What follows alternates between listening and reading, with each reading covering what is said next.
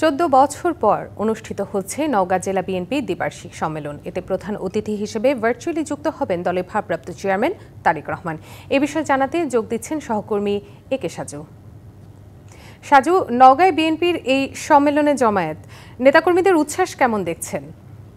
নেতাকর্মীদের উৎসব এখন পর্যন্ত কানায় কানায় পরিপূর্ণ হয়ে গেছে। এটি দীর্ঘদিন ধরে নেতাকর্মীরা এই সম্মেলনের অপেক্ষায় ছিল।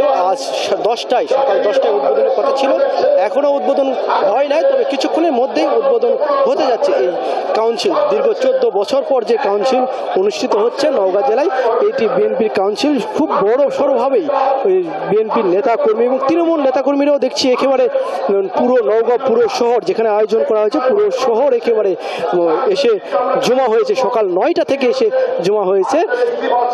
নওগাঁ জেলায় যে কাউন্সিল নির্বাচন হচ্ছে, এখানে 3টি পদে মূলত নির্বাচন হচ্ছে: সভাপতি, সাধারণ সম্পাদক এবং জয়েন্ট সেক্রেটারি পদে। 3টি পদে নির্বাচন অনুষ্ঠিত হচ্ছে।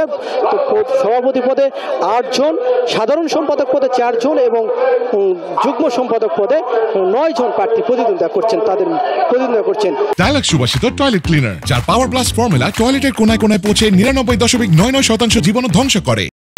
11টি উপজেলা এবং 3টি পৌরসভা, মোট 14টি বুথে নির্বাচন অনুষ্ঠিত হবে। এই 14টি বুথে নির্বাচনে অংশগ্রহণ করবেন 1414 জন ভোটার রয়েছে। 14 জন ভোটার তাদের মূল্যবান ভোট দিয়ে এই নেতা নির্বাচন করবেন। তবে এই নেতার সাধারণ তৃণমূল যারা নেতাকর্মী আছে তারা বলছেন এই নেতা নির্বাচন হবে একেবারে যোগ্যতা দেখে। কারণ এই নির্বাচন, এই নেতাই অনেক কিছু নির্বাচন করবেন। সামনে যে জাতীয় নির্বাচন আছে সেখানে গুরুত্বপূর্ণ ভূমিকা রাখতে হবে। এছাড়াও দলকে দীর্ঘদিন দল যে